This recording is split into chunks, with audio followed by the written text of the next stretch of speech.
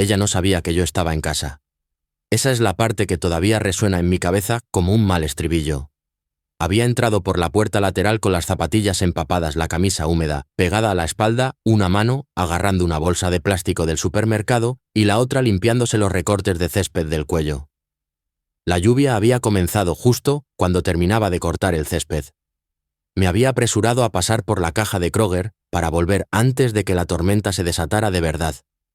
No se suponía que la oyera, pero lo hice.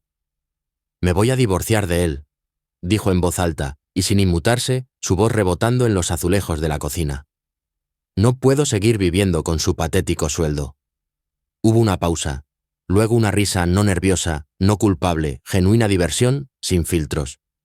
Su madre Margie, la mujer que me miraba como si fuera a arrastrar estiércol a su vida, intervino: «Bueno, por fin. ¿Hiciste lo que pudiste, cariño?»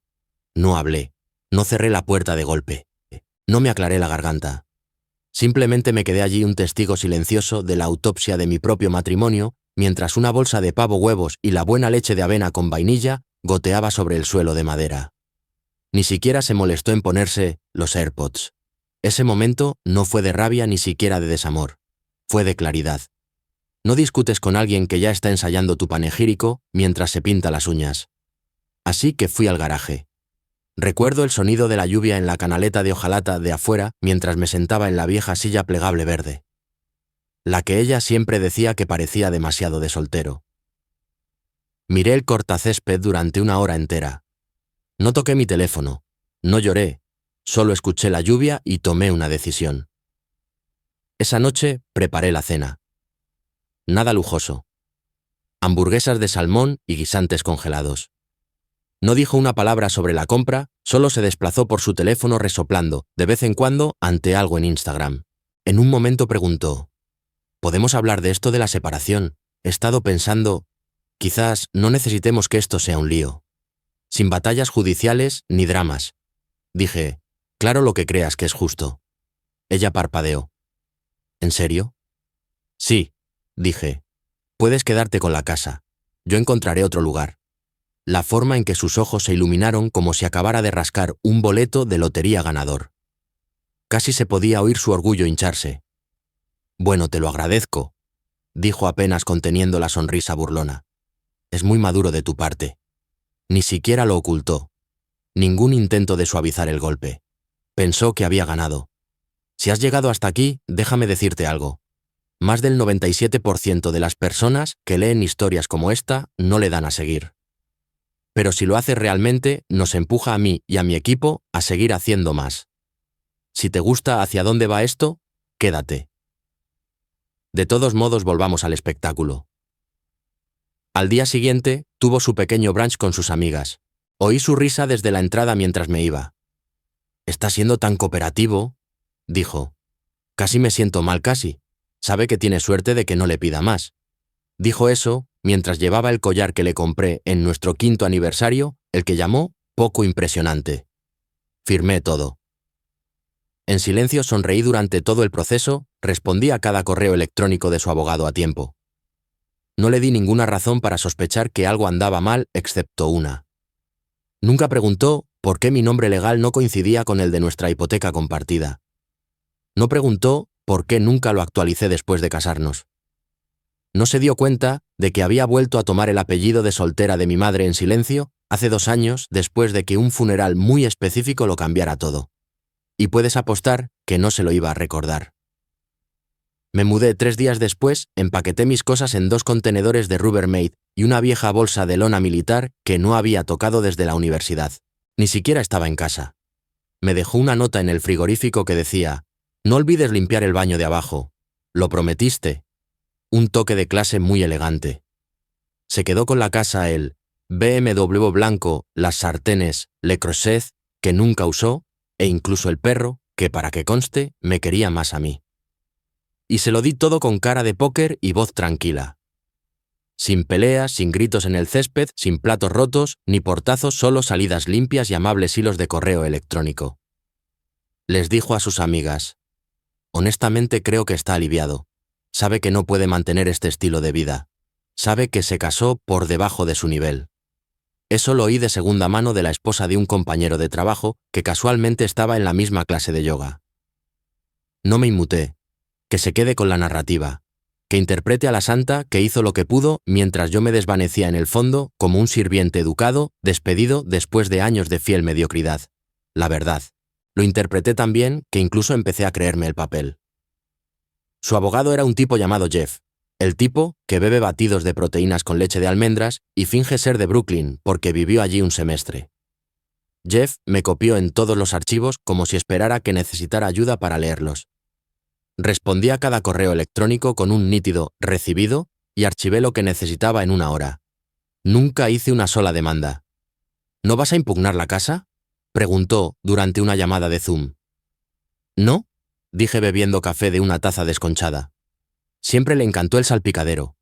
Vi sus cejas levantarse como si acabara de descubrir que no era analfabeto. Y la división del 401K. Puede tenerlo, renunciaré al mío. Parpadeó. Está bien entonces, eso es inusual. Inusual. Jeff, no tienes ni idea. Verás, mientras Jeff se felicitaba por haber cerrado un caso de bajo esfuerzo, yo estaba llevando a cabo una operación paralela en silencio. Ya me había vuelto a registrar con mi nombre legal. El que restauré después de la muerte de mi abuelo. El que hizo posibles ciertas estructuras de herencia de nuevo. El nombre del que nunca preguntó. Diablos, ni siquiera había notado que faltaba en el correo. Cuando nos casamos, había tomado su apellido. Fue una cosa pequeña en ese momento simbólica progresista e hizo que su madre se emocionara en la boda. Pero cuando el abuelo Atkins falleció, lo volví a cambiar en silencio, legalmente sin fanfarria, porque Atkins significaba más que un nombre. Significaba linaje. Y lo que es más importante, significaba acceso. Pero no le mencioné nada de eso a ella ni a su pequeña brigada de brunch. Les dejé creer que estaba durmiendo en el sofá de mi hermano luchando por pagar la gasolina.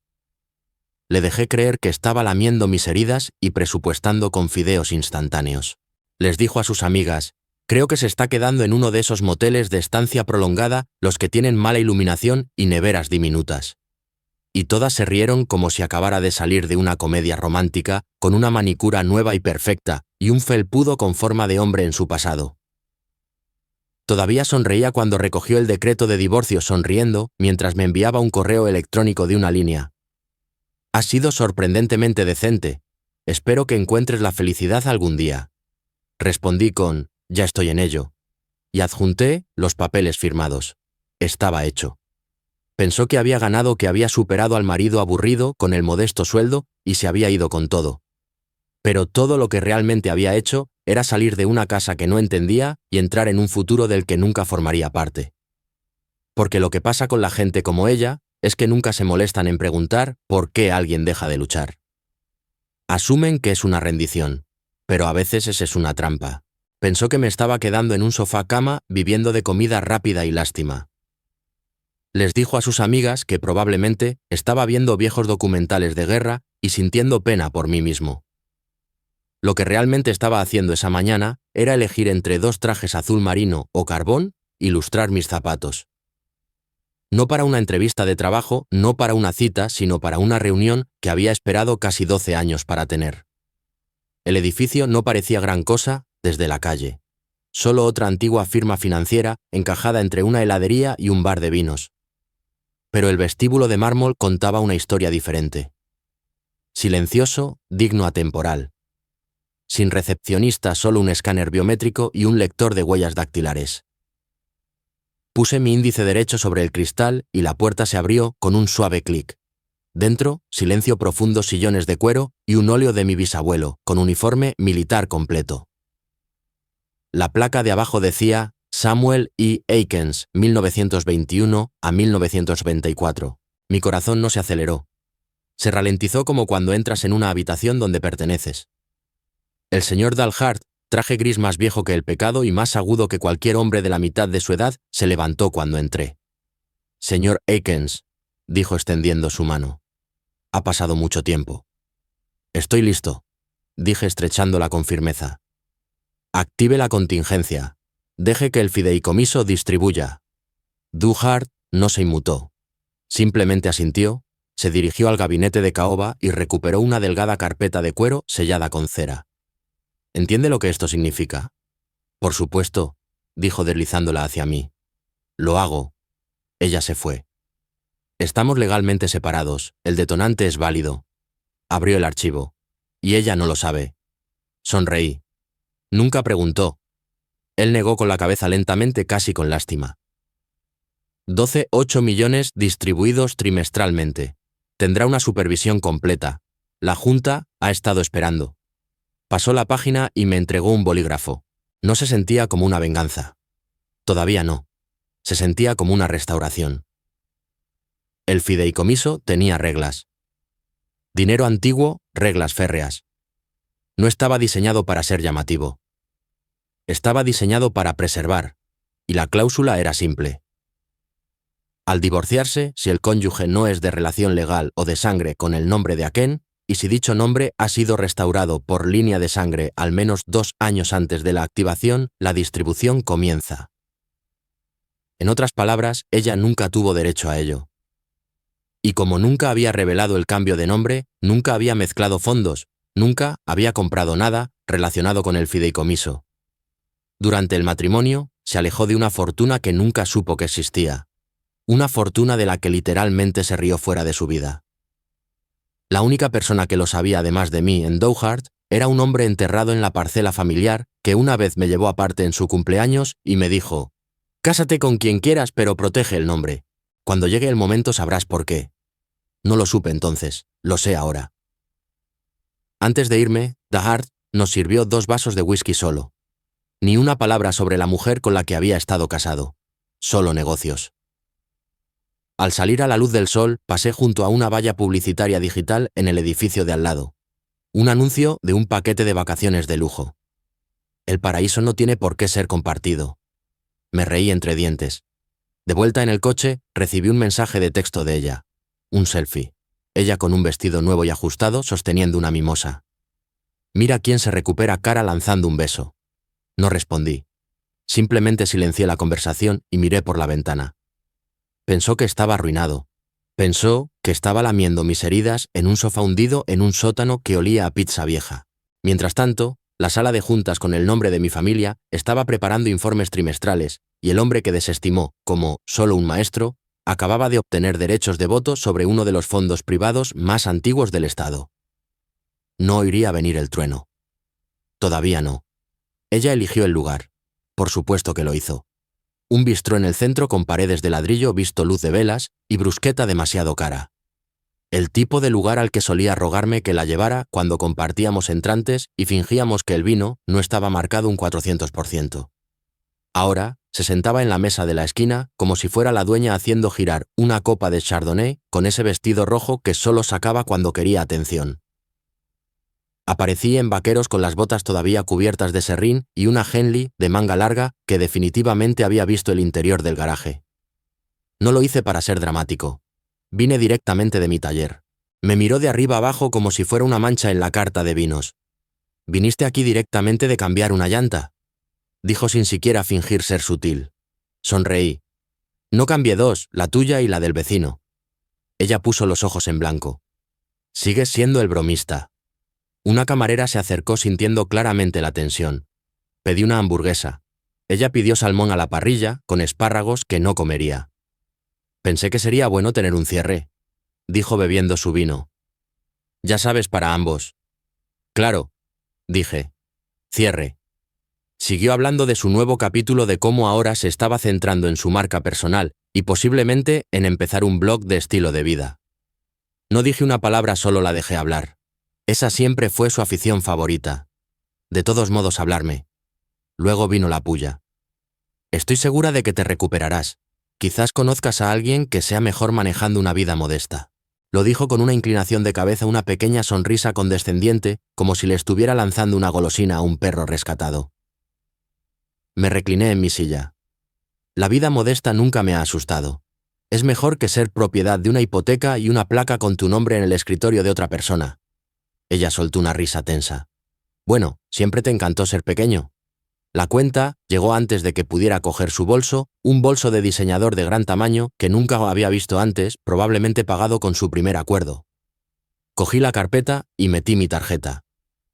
«Oh», dijo parpadeando. No tienes que hacerlo. Quiero hacerlo. La camarera volvió con el recibo. Ni siquiera miré el total. Simplemente escribí el número, firmé y me levanté. Ella miró hacia abajo. $500 de propina en una comida de $117. Su rostro no cambió, pero su cuello se sonrojó un poco. Abrió la boca y luego la cerró. No le di la satisfacción de una explicación. Tengo un tipo que detalla coches viejos, dije casualmente. Cree que puede arreglar tu viejo Última si ya no quieres el Beamer. Parpadeó de nuevo. ¿Cómo? Sonreí. Disfruta del blog. Salí sin mirar atrás, el sonido de su confusión persiguiéndome con más fuerza que cualquier discusión. Afuera, el aire era frío. No encendí un cigarrillo. No fumo. Pero me quedé en la acera por un momento como si lo hiciera dejando que la noche se asentara a mi alrededor. Todavía pensaba que estaba fingiendo confianza. Todavía pensaba que estaba sobrellevándolo. Lo que no se daba cuenta era que la confianza es más fácil cuando ya no juegas a la defensiva. Cuando el marcador ya está inclinado a tu favor y tu oponente ni siquiera sabe que el juego ha comenzado. La verdad se estaba filtrando solo un poco. Una gota de sospecha de $500 en su copa de vino perfectamente filtrada. Pero aún no había terminado. Jeff, su abogado, no era del tipo que entra en pánico. Era el tipo de hombre que construía su ego a partir de frases como resolución amistosa y justo pero firme. Le encantaban los divorcios predecibles. Le encantaba decirles a sus clientes, confía en mí, lo he visto todo. Probablemente pensó que el nuestro sería una nota a pie de página en su pequeño libro negro de acuerdos rutinarios. Fácil, limpio y completamente olvidable hasta que llegó el sobre. Llegó por mensajero. Papel crema de alto gramaje sellado con un escudo de cera en relieve. Sin logotipo, sin dirección de remitente, solo privado y confidencial en tinta negra nítida. Lo abrió a las 3:17 p.m. de un jueves. Dentro había una carta de 4 frases. Sin florituras, sin grandes revelaciones, solo hechos. Esta notificación sirve para informarle de la inminente activación y distribución del fideicomiso de la familia Akens al señor, redactado. Según la cláusula 7c, todos los activos son personales heredados y mantenidos bajo el nombre de Aikin desde 2019. Su cliente no está nombrado ni tiene derecho a ninguna porción. Las preguntas pueden dirigirse a nuestra oficina legal. Jeff lo leyó 3 veces. Luego otra vez, luego cogió el teléfono. Ella estaba en un brunch de nuevo bebiendo café helado, contando la historia de cómo me dejó, amablemente, quedarme con las herramientas oxidadas del garaje, probablemente lanzando pullas. Como honestamente, es un poco triste lo fácil que me lo puso. A mitad de la frase, su teléfono sonó. Jeff, 2 veces seguidas, contestó molesta. Jeff, estoy con amigas. Puede esperar. Su voz era temblorosa. La voz de Jeff. Necesitas leer la carta que me acaban de enviar. ¿Qué carta? Un aviso de fideicomiso, dijo. El fideicomiso de Akens se activó. 12,4 millones de dólares en activos iniciales. Nada de eso es compartido. Nada de eso es tuyo. Las palabras no aterrizaron bien. Parpadeó, miró el vaso de mimosa como si pudiera explicar algo. ¿Qué? Pensé que solo era un maestro. Jeff exhaló como si estuviera tratando de bajar su presión arterial por pura voluntad. Me dijiste que no había activos ocultos que vivían al día. ¿Lo hacíamos? Espetó. Quiero decir, creo que lo hacíamos. ¿Qué es esto? ¿Algún tipo de plan de jubilación? No, dijo. Esto es dinero generacional antiguo y legalmente aislado. No tengo base aquí. Ninguna. La mesa a su alrededor se quedó en silencio. Su amiga la miró viendo cómo su rostro pasaba de la suficiencia al gris. Yo no lo sabía, susurró. Eso está claro, respondió Jeff, su voz ahora fría. Pero deberías haberlo sabido. Realmente deberías haberlo sabido. Colgó y fue al baño. Cerró la puerta con llave. Dentro, leyó el escaneo reenviado en su teléfono. Lo leyó una y otra vez, pero la frase no cambió. Su cliente no está nombrado ni tiene derecho a ninguna porción. Trató de recordar. Alguna vez le había preguntado sobre mi familia, sobre el nombre en el buzón, sobre la foto enmarcada en la habitación de invitados que siempre decía que chocaba con su estética. No lo había hecho porque asumió que no había nada que preguntar. Asumió que se estaba casando por debajo de su nivel. Asumió que hacia arriba era la única dirección en la que podía ir.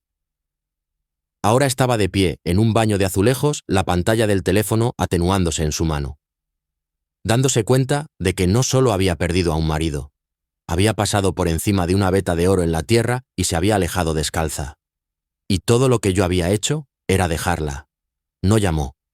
Golpeó con la palma abierta 5 golpes secos contra la barata puerta de alquiler como si estuviera tratando de convocar a un fantasma. La abrí lentamente sosteniendo una taza de té y vistiendo una vieja franela que no había desempacado en años. Detrás de ella, el mundo seguía moviéndose. Coches aspersores, el carillón de viento de un vecino. Pero ella se quedó allí, como si todo se hubiera detenido. «Me mentiste», espetó. Me aparté. «Entra». Ni siquiera se quitó los tacones, simplemente resonó por el suelo del pequeño y apenas amueblado espacio como una fiscal en un alegato final. Se veía ridícula todavía vestida como la realeza del branch falda beige ajustada a bolso de diseñador y furia. Su rímel estaba ligeramente corrido. Un pequeño pero revelador detalle. «¿Es verdad?», preguntó con las manos temblorosas. «El fideicomiso, el dinero, el nombre Akens. ¿Es verdad?». Me senté en la única silla decente del lugar junto a la caja de cartón que había estado usando como mesa auxiliar. «Hice manzanilla», dije señalando la tetera. «Todavía queda un poco». «Déjate de tonterías», escupió. Tomé un sorbo y dejé la taza suavemente. «Sí, es verdad. El fideicomiso de mi abuelo se activó al divorciarse. Herencia condicional». Me miró fijamente. «¿Condicional? ¿Quieres decir que si nos hubiéramos quedado juntos?» «Todavía no sabrías nada», dije. «Esa siempre fue la cláusula. El fideicomiso solo se vuelve accesible si ya no estoy legalmente vinculado a nadie fuera de la línea Akens. No eras compatible». Su boca se abrió y luego se cerró. Miró alrededor del pequeño salón como si estuviera tratando de reorientarse. El lugar se veía exactamente como esperaba que viviera un sueldo patético. Sin decoraciones, sin calidez, solo paredes desnudas y ropa doblada en el sofá. «Me dejaste ir», dijo con la voz quebrada. «¿Querías que me fuera?» «No», respondí con calma. «Simplemente no te detuve». Yo no lo sabía», dijo, derrumbándose en el borde del futón como si la hubieran golpeado. «Nunca me hablaste de tu familia, ni del dinero, ni del nombre. ¿Cómo podría haberlo sabido?» «Dijiste que solo era un maestro de escuela», dije. «Y tenías razón. Nunca dije lo contrario». Me miró entonces y lo vi. El cambio, la comprensión, arrastrándose por su rostro como una erupción. Que había confundido la tranquilidad con la debilidad, la simplicidad con la pequeñez, el amor con la falta de ambición. «Cometí un error», susurró. No dije nada. «No quise decir todas esas cosas, ya sabes», dijo su voz deslizándose hacia el tono suplicante que usaba cuando todavía quería cosas de mí, sobre tu sueldo. Solo estaba enfadada, presionada. Me levanté, me dirigí a un pequeño armario y saqué un sobre de Manila. El mismo que había llevado a la cena. El mismo que había ignorado la primera vez. Se lo entregué. Su mano tembló al cogerlo. «Todo sigue siendo válido», dije. «Firmado, finalizado. Estamos oficialmente terminados». Miró el sobre como si fuera una bomba. «Por favor», dijo. «Hablemos. Hablemos de verdad». «Ofrecí eso», dije volviendo a mi silla. «Hace años. Fui estúpida». «Estoy de acuerdo». Se rió seca rota. «¿Hablas en serio?» «Estoy en paz». Las lágrimas brotaron de sus ojos. No del tipo performativo que usaba cuando no conseguía lo que quería en las fiestas. Verdaderas. Del tipo que viene cuando el suelo desaparece bajo tus pies. «Nunca supe quién eras realmente». «No», dije, «pero yo sí». Dejó el sobre la mesa de café y salió sin otra palabra. Ni siquiera un portazo. Solo silencio. Y en ese silencio tomé otro sorbo de mi té y miré el sobre. Ella pensó que era el final de una conversación, pero para mí era la puntuación, el último punto al final de una frase muy larga y muy silenciosa. La foto apareció en la página 3 del Midland Business Journal bajo un titular que la mayoría de sus amigas probablemente no habrían notado hasta que lo hicieron. Legado y liderazgo. El fideicomiso de la familia Akin reaparece con una promesa filantrópica local. Allí estaba yo claro como el día, traje azul marino, camisa blanca impecable, estrechando la mano del alcalde frente a un telón de fondo de una gala benéfica con logotipos con letras doradas detrás de nosotros. A mi izquierda estaba el director ejecutivo de un grupo hospitalario local. A mi derecha, el presidente de la Junta de Preservación Histórica. Y debajo de la imagen en negrita, Sharif nombre completo, redactado único heredero del patrimonio de la familia Akens. Lo vio por accidente. Una por amiga de su clase de spinning le envió una captura de pantalla con un emoji de risa. ¿Es este tu ex? Maldita sea, nunca mencionaste que tenía dinero. Otro mensaje llegó segundos después. Amiga, diferente, misma energía. ¿No me estabas diciendo que todavía te debía por la Vitamix? Un tercer mensaje. Su prima, tu ex, arruinado, acaba de donar $1.000.000 para restaurar la antigua biblioteca. Cara sonrojada. Abrió el artículo. La pieza no era larga, solo unos pocos párrafos que señalaban cómo el señor Akens ha permanecido en gran medida en privado a lo largo de los años, y cómo había reanudado silenciosamente el control sobre el fideicomiso familiar tras el fallecimiento del patriarca Samuel Akens. Elogiaba su bajo perfil, su decisión de apoyar las iniciativas locales y su aparente desinterés en hacer alarde de la riqueza. Incluso había una cita. El legado no se trata de herencia, le dije al periodista. Se trata de discernimiento, decisiones silenciosas con resultados ruidosos. Dejó caer su teléfono. Golpeó el suelo de mármol de su cocina y se deslizó bajo la isla. La habitación, de repente, se sintió más grande, más fría. Se sentó en el mostrador y miró el lugar donde había desaparecido el teléfono como si hubiera desaparecido en otra dimensión. Y entonces comenzaron las llamadas. Primero su madre. No. Hola. ¿Quieres decir que dejaste eso? Cerró los ojos. Mamá no lo sabía. Viviste con él durante años. ¿Qué quieres decir con que no lo sabías? ¿Nunca te preguntaste por qué nunca pidió dinero prestado o por qué su coche tenía 10 años pero siempre funcionaba como un sueño? Mamá, para. Siempre dijiste que estaba arruinado. Pensé que lo estaba. Bueno, dijo su madre con la voz agria y afilada como siempre. Pensaste mal, y ahora estás viviendo en un alquiler con una higuera moribunda mientras tu exmarido está donando alas a hospitales infantiles. Clic. Más textos. Docenas. Su mejor amiga de la universidad le envió una nota de voz que comenzaba con «Vale, qué demonios». Apagó su teléfono, luego desenchufó el router Wi-Fi para estar segura. Se sentó sola en su cocina vestida con una sudadera que había robado de mi lado del armario durante el divorcio. Las mangas le quedaban demasiado largas. Seguía subiéndoselas como si estuvieran tratando de ahogarla. Afuera, el hijo de un vecino montaba en patinete por la manzana. El sonido de las ruedas raspando el pavimento era lo único que quedaba en el aire. Porque no era solo que yo tuviera dinero ahora, era que todos lo sabían excepto ella, y peor que todos sabían que ella no lo sabía. Una cosa es dejar a un hombre porque crees que está por debajo de ti. Otra es descubrir que el hombre, del que te burlas por ser solo un maestro, ahora está estrechando la mano casualmente de los hombres que escriben cheques con más ceros que tu presupuesto anual de vestuario. Ella pensó que había reescrito la historia de nosotros.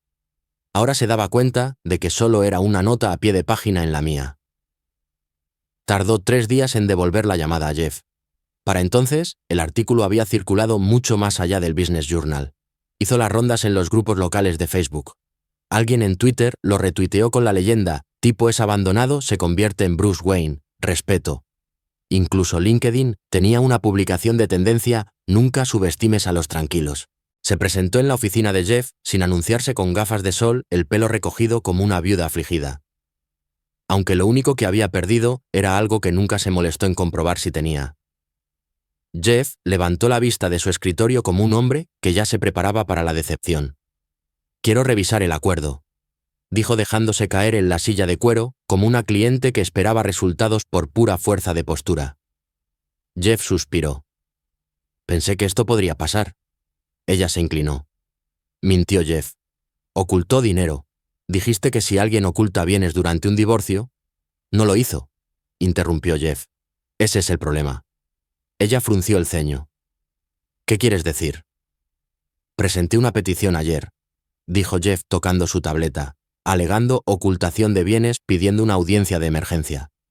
Sus abogados respondieron en 42 horas con documentación que me hizo sentir que debería enviarles una cesta de frutas. Giró la pantalla hacia ella. Léelo. La respuesta fue brutal en su eficiencia. El fideicomiso de la familia Akens nunca se mezcló con los bienes conyugales, se registró con un nombre anterior al matrimonio y permaneció inactivo durante todo el matrimonio. La activación ocurrió después de la separación legal bajo las condiciones claramente descritas en la cláusula 7c. No hay precedente legal para la redistribución. Ella parpadeó. Inactivo. Nombre anterior al matrimonio. ¿Qué es este pico? Jeff no sonrió. Nunca le preguntaste sobre el cambio de nombre.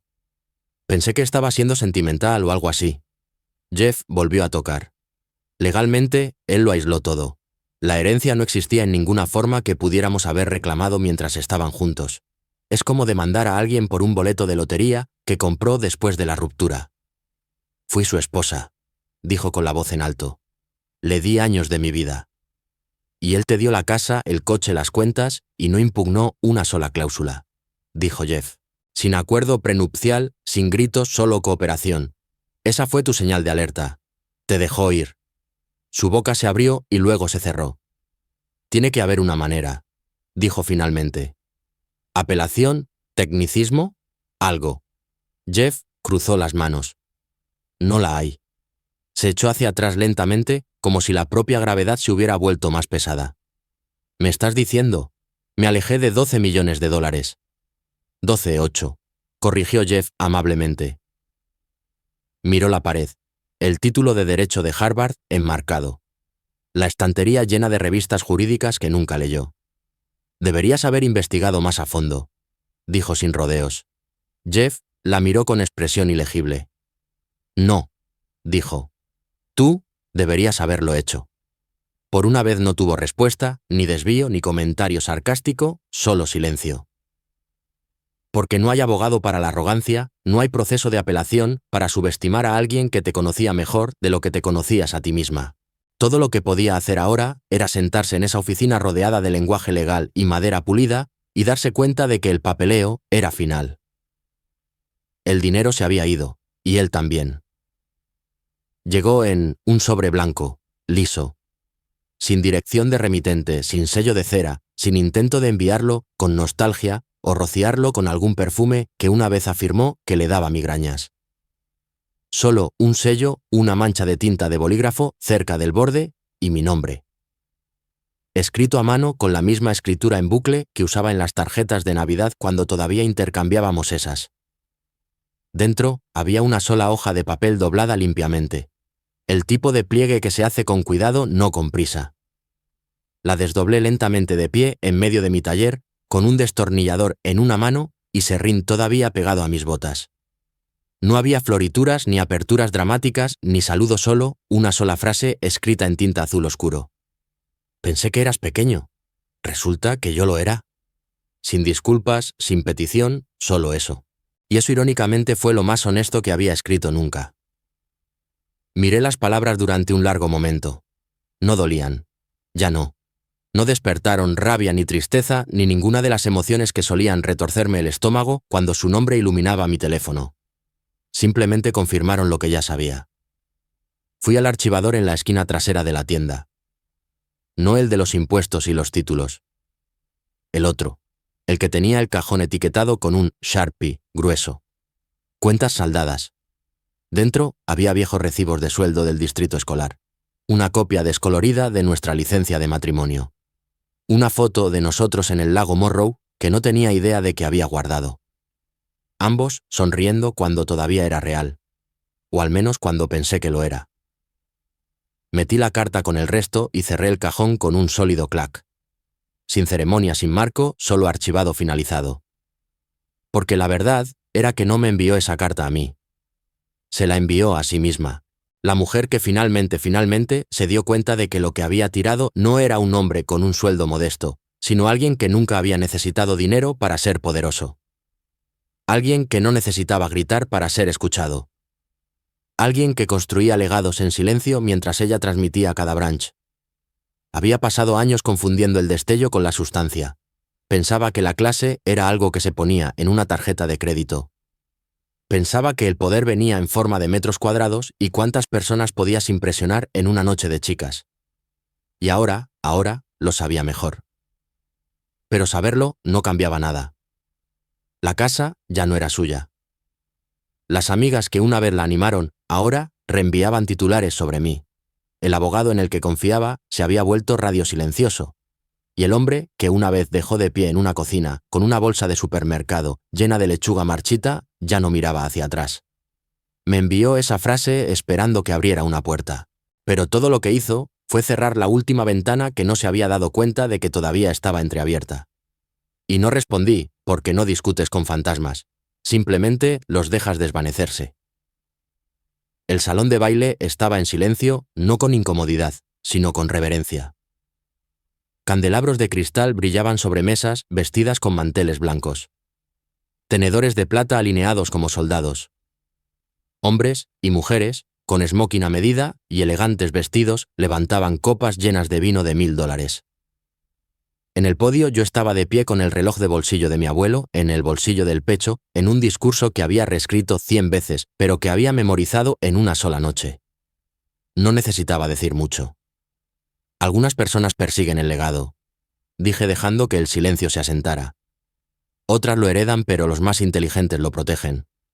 Una suave oleada de asentimiento recorrió la multitud.